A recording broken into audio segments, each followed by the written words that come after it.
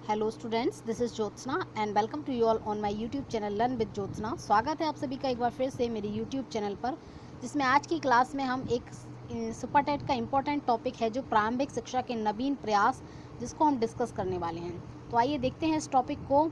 आपने चैनल को अभी तक सब्सक्राइब ना किया हो तो चैनल को सब्सक्राइब कर लें और वीडियो को अंत तक देखें और लाइक शेयर भी करते रहें। तो स्टार्ट करते हैं टॉपिक को। ये टॉपिक थोड़ा ऐसा है कि इसमें शिक्षा का शुरुआत से लेकर लास्ट तक की चीज़ें इसमें डिस्कस की गई हैं।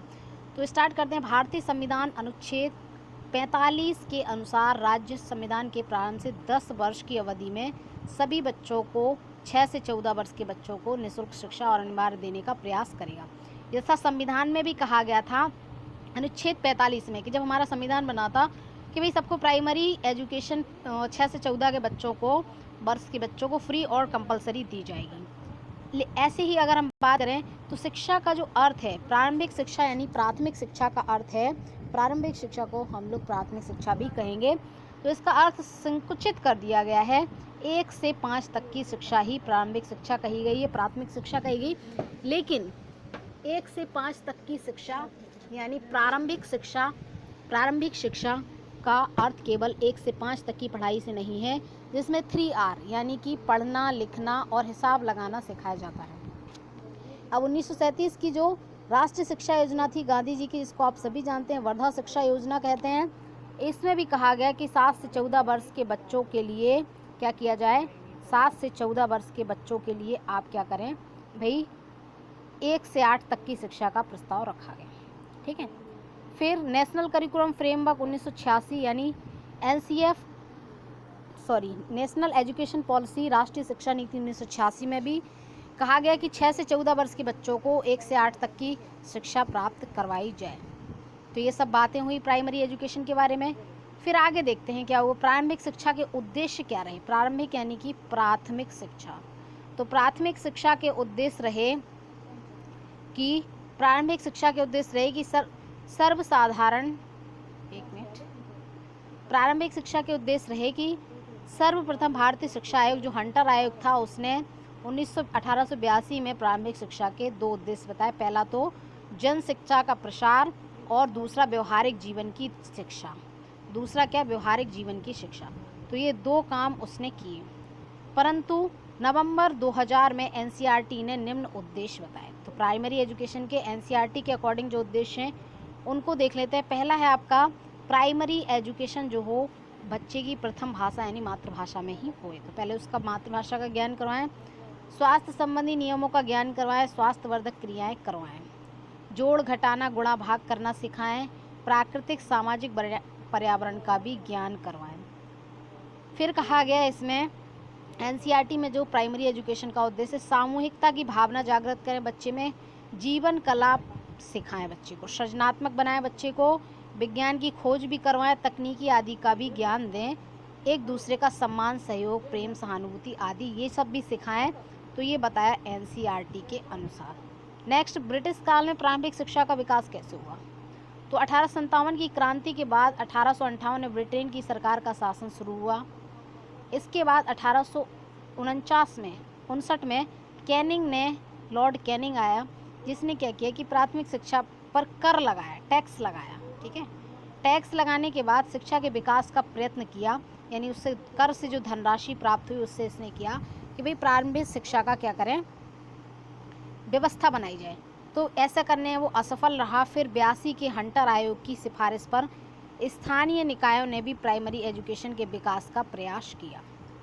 तो भाई ये जो कैनिंग था इसका प्रयास क्या रहा, 59वें असफल रहा। इसने स्थानीय लोगों से कर कलेक्ट किया, टैक्स लिया और प्राइमरी एजुकेशन को प्रमोट करने की कोशिश करी, लेकिन वो फेल रहा। फिर हंटर आयोग ने कुछ स्थानीय निकायों ने भी प्राथमिक शिक्षा के विकास का प्रयत्न किया। 81-82 में प्राथमिक स्कूलों की संख्या कितनी थी, 82,916 थी और छात्र छात्राएं कितने थे, 20,61,541 थे, जो 1901 से 2 में बढ़ गए, यानी 93,904 हो गए। स्कूल और बच्चे कितने हो गए, 30,76,671 बच्चे हो गए। तो ये थोड़ा सा बढ़ावा मिला शिक्षा को। फिर एक व्यक्ति थे शिवाजी, जिनका नाम था बड़ौदा में सयाजी राव गायकवाड़। इन्होंने 1892 में 9 स्कूल खोले जिसमें प्राइमरी एजुकेशन को अनिवार्य करने की कोशिश करी इन्होंने। 1906 में ये एक अधिनियम भी लाए। फिर क्या हुआ, गोपाल कृष्ण गोखले ने 1910 में क्या किया, केंद्रीय धारा सभा की स्थापना करी। किसकी स्थापना करी? केंद्रीय धारा सभा की स्थापना इन्होंने करी। तो केंद्रीय धारा सभा की स्थापना हुई। फिर इन्होंने एक विधेयक रखा फ्री कंपलसरी एजुकेशन का, जिसे सरकार ने निरस्त कर दिया। फिर आगे क्या हुआ, सरकार ने 1913 में शिक्षा संबंधी नवीन प्रस्ताव पारित किए। इसके अंतर्गत 1920 से 11 में से 7 प्रांतों में बम्बई, पंजाब, संयुक्त प्रांत, बंगाल, बिहार, उड़ीसा, मध्य प्रदेश, मद्रास में अनिवार्य प्राथमिक शिक्षा अधिनियम पास किए गए। प्राथमिक स्कूलों की संख्या में वृद्धि हुई जिससे फिर गांधी जी ने अपनी वर्धा शिक्षा 1937 लाए, जिसमें इसी बीच 1939 में द्वितीय विश्व युद्ध भी हो गया और ये सब क्या हो गया, गड़बड़ हो गया।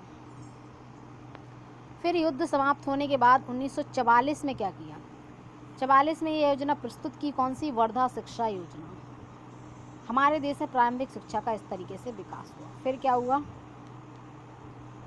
फिर आगे 1600 में ईस्ट इंडिया कंपनी आई। भाई इसने क्या किया, इसका उद्देश्य लाभ कमाना था, व्यापार को बढ़ाना था। तो इसने क्या किया, इसने जैसे जैसे इसका व्यापार बढ़ा, इसने सोचा कि भाई हमें क्या चाहिए, ऐसे ब्रिटिशों की भाषा इनको ऐसे लिपिक चाहिए था कि जो उनके मतलब काम धाम को संभालने में उनकी थोड़ी हेल्प कर सकें, है ना। ऐसे नौकरों की ज़रूरत थी जो अंग्रेजी जानते हों।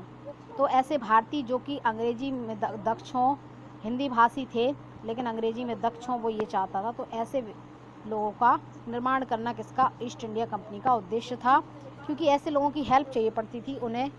अब जब यहाँ पे व्यापार करेंगे तो ब्रिटेन से नौकर थोड़ी ना लाएंगे, तो नौकर भी भारत में ही ढूंढेंगे।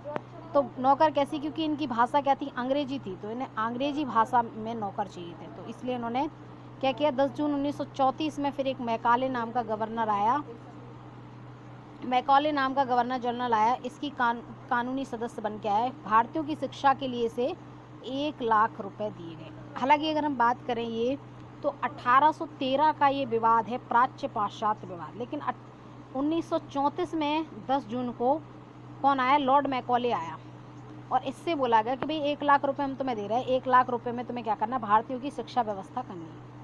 तो ये जो मैकॉले था ये अंग्रेजी शिक्षा का बड़ा प्रेमी था, ये पाश्चात्यकरण करना चाहता था, भारत का अंग्रेजीकरण करना चाहता था।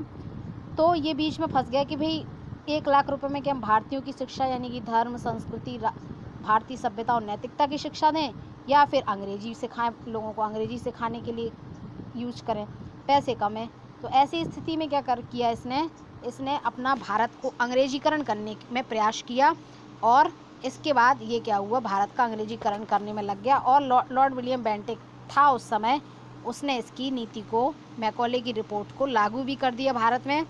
फिर ये प्राच्य और पाश्चात्य विवाद चलता रहा, क्योंकि भारतीय लोग चाहते थे कि भाई उनकी प्राचीन शिक्षा दी जाए, वेद पुराणों की शिक्षा, धर्म की शिक्षा, नीति की शिक्षा, सब भारतीय सभ्यता की शिक्षा, नैतिकता की शिक्षा, ये सभी दी जाए। तो ये विवाद बन के खड़ा रहा। इसके बाद क्या हुआ, मैकॉले ने भारतीयों को अंग्रेजी शिक्षा के साथ अरबी, संस्कृत और अंग्रेजी साहित्य शामिल किया। इसमें अंग्रेजी शिक्षा को ज़्यादा बल दिया गया। विलियम बेंटिक के बाद 1939 में एक व्यक्ति आया जिसका नाम क्या था, ऑकलैंड। तो आपको ये याद रखना। फिर 1939 में ऑकलैंड आया। इसने सोचा कि भाई ये क्यों प्राच्य पाश्चात्य विवाद चल रहा है अभी तक शिक्षा को लेकर। तो इसने ये कंक्लूज़न निकाली कि भाई ये विवाद होने का कारण शायद पैसा है, धन दौलत की वजह से ये विवाद हो रहा है। तो इसने भारतीयों की शिक्षा के लिए 31,000 रुपये दे दिए और इस विवाद को यहीं पे रफा दफा कर दिया। तो ये लॉर्ड ऑकलैंड 1839 में जो आया था उसने ये ऐसा काम किया, ठीक है। तो ये हो गया ख़त्म। तो ये प्राच्य पाश्चात्य विवाद निपट गया। फिर क्या हुआ, आगे बढ़ते हैं।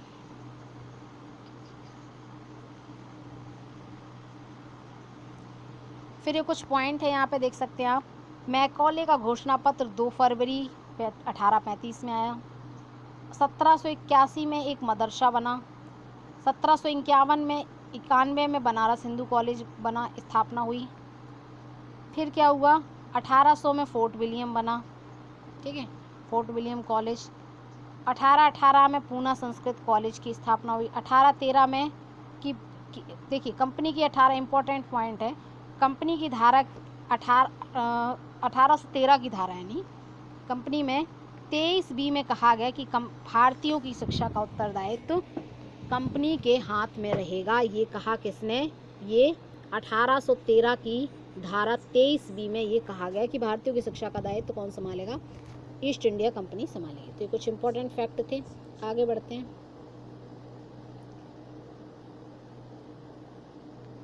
चलिए आगे देखते हैं। स्वतंत्र भारत में प्रारंभिक शिक्षा का विकास। अब स्वतंत्र भारत में प्रारंभिक शिक्षा कैसी रही? प्रारंभिक यानी प्राथमिक शिक्षा। 15 अगस्त 1947 में देश स्वतंत्र होने के बाद 26 जनवरी को संविधान बना, सभी को पता। फिर प्राथमिक शिक्षा के लिए 45वीं धारा में वर्णित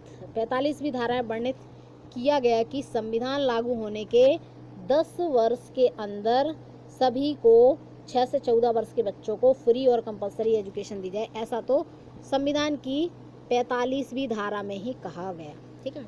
लेकिन धन की कमी रही, जनसंख्या ज़्यादा रही, कर्तव्य निष्ठा की कमी रही, सामाजिक आर्थिक विचारिक मतभेद, इन सब की वजह से ये अभी तक भी नहीं हो पाया, ये जो संविधान में कहा गया था। तो ये दिक्कतें भी आई कुछ। अब पंचवर्षीय योजनाओं के अंतर्गत प्राइमरी शिक्षा का विकास कैसे हुआ? तो देखिए 1951 में क्या हुआ? प्रथम पंचवर्षीय योजना आई। इसमें 153 करोड़ खर्च हुए और 85 करोड़ प्राथमिक शिक्षा के उन्नयन पर व्यय किए गए। तो ये हो गया। फिर दूसरी पंचवर्षीय योजना 56 से 61 में आई। इसमें 273 करोड़ शिक्षा पर व्यय हुए और 95 करोड़ प्राइमरी एजुकेशन पर व्यय हुए, ठीक है। फिर क्या हुआ? तृतीय पंचवर्षीय योजना आई आपकी 1957 में केंद्र सरकार द्वारा भारतीय प्राथमिक शिक्षा परिषद का गठन किया गया, जिसमें प्राथमिक शिक्षा में क्रांतिकारी परिवर्तन व प्रचार हुए। तो ये किया गया द्वितीय पंचवर्षीय योजना में। फिर तीसरी पंचवर्षीय योजना में क्या हुआ? 61 से 66 में ये चली। इसमें क्या हुआ? 589 करोड़ और प्राथमिक शिक्षा पर 201 करोड़ रुपए खर्च किए गए। 589 करोड़ टोटल शिक्षा पर और प्राइमरी एजुकेशन पर 201 करोड़ व्यय हुए। फिर हुआ इसी में 1966 में तीसरी पंचवर्षीय योजना कोठारी कमीशन की रिपोर्ट के आधार पर 1968 की शिक्षा नीति की घोषणा भी हुई इसी में। किसमें? तीसरी पंचवर्षीय योजना में। फिर चौथी पंचवर्षीय योजना आई। इसमें क्या हुआ? इस योजना में ये योजना आई कब? 69 से 74 तक ये चली। इसमें 786 करोड़ रुपए टोटल शिक्षा पर व्यय हुए, जिसमें से प्राइमरी एजुकेशन पर 239 करोड़ रुपए खर्च हुए और प्राथमिक स्कूलों की संख्या में वृद्धि की गई। तो ये आपको याद रखना है कि भाई नंबर ऑफ प्राइमरी स्कूल बढ़ाए गए। फिर पाँचवीं देख लीजिए, पाँचवीं पंचवर्षीय योजना 74 से 79 तक चली। 912 करोड़ शिक्षा पर व्यय हुए और 317 करोड़ प्राइमरी एजुकेशन पर व्यय हुए। इस पंचवर्षीय योजना में निःशुल्क मध्याह्न भोजन की यानी मिड डे मील आया। कौन सी? पांचवी पंचवर्षीय योजना में मिड डे मील आया और पुस्तकों लेखन सामग्री का वितरण किया गया अंतिम वर्ष उन बच्चों के लिए जो 6 से 14 के हैं, तथा औपचारिक शिक्षा की व्यवस्था की गई और निरौपचारिक शिक्षा की व्यवस्था की गई। तो छठवीं पंचवर्षीय योजना देखते हैं, उसमें क्या विकास हुआ प्राइमरी एजुकेशन का। देखिए छठवीं पंचवर्षीय योजना के तहत शिक्षा पर 836 करोड़ रुपए का व्यय किया गया, ठीक है। इसमें भी निरौपचारिक शिक्षा का विस्तार किया गया। फिर सातवीं पंचवर्षीय योजना देख लेते हैं। इस योजना 85 से 90 में ये चली और शिक्षा पर कितना? 7,633 करोड़ और प्राइमरी एजुकेशन पर 2839 करोड़ प्राइमरी एजुकेशन पर व्यय किया गया। और इसी सातवीं पंचवर्षीय योजना के अंदर क्या चला? ब्लैक बोर्ड स्कीम चलाई गई, ठीक है। ब्लैक बोर्ड योजना चलाई गई 87-88 में। इंपॉर्टेंट पॉइंट रहेगा 87-88 में ब्लैक बोर्ड योजना चलाई गई। कब? सातवीं पंचवर्षीय योजना के दौरान। तो इंपॉर्टेंट रहेगा। आठवीं पंचवर्षीय योजना देख लेते हैं हम लोग। आठवीं पंचवर्षीय योजना में शिक्षा पर 960 तथा प्राथमिक शिक्षा पर 9,201 करोड़ व्यय किए गए। तो प्राइमरी एजुकेशन पे हमें याद रखना है कितने? 9,201 करोड़ रुपए व्यय किए गए। इसी में क्या आया? DPEP लागू किया गया, डिस्ट्रिक्ट प्राइमरी एजुकेशन प्रोग्राम शुरू हुआ 8वीं पंचवर्षीय योजना में। 9वीं पंचवर्षीय योजना देख लीजिए। 9वीं पंचवर्षीय योजना में शिक्षा पर 2038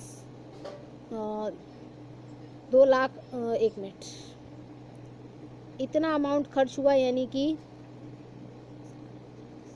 20,381.6 करोड़।